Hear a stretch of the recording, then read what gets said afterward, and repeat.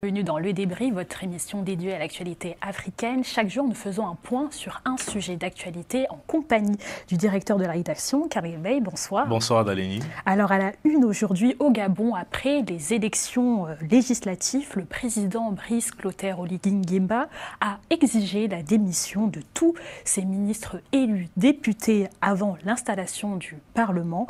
Comment, Karl, faut-il prendre et comprendre aussi une telle décision? Alors, Daleni, c'est pas, comme je disais, c'est un non-événement, hein, concrètement. Enfin, c'est la Constitution qui prévoit la démission des ministres élus du gouvernement, conformément à l'article 73 de la Constitution, qui dit que les fonctions des membres du gouvernement sont incompatibles avec l'exercice du mandat parlementaire. Droit cette règle, c'est la loi, elle s'applique. Donc voilà, il n'y a pas de débat à faire dessus. Donc concrètement, dans le fond, aujourd'hui, certains ministres élus, en premier chef, M. Alassane Bario-Chambrier, qui est en charge de la coordination gouvernementale, le ministre des Transports, encore la ministre de l'Éducation nationale, seront amenés à remettre leur démission au chef de l'État. Voilà.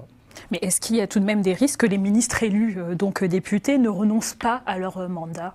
C'est leur choix. S'ils veulent rester siégeants à l'Assemblée nationale, ils peuvent le faire. Ils ont été élus, donc ils ont la légitimité pour le faire.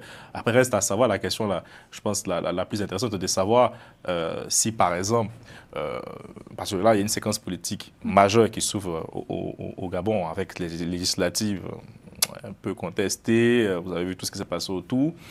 Ces petites guéguerres qu'il y a eu entre l'UDB et les PDGistes. Le président sera amené à faire un remaniement. Est-ce qu'il le fera avec son actuel chef du gouvernement? Est-ce qu'il va changer de tête? On nous annonce que M. Chambrier viserait le perchoir.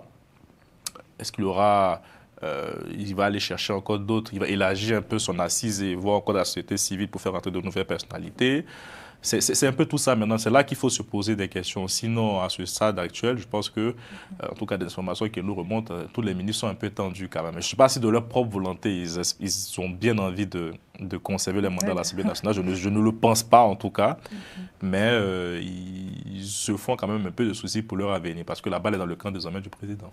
Merci beaucoup, Karl Veil, pour cette analyse. Merci à vous de nous avoir suivis. C'est la fin du débrief. Merci à Moustapha Kanté pour la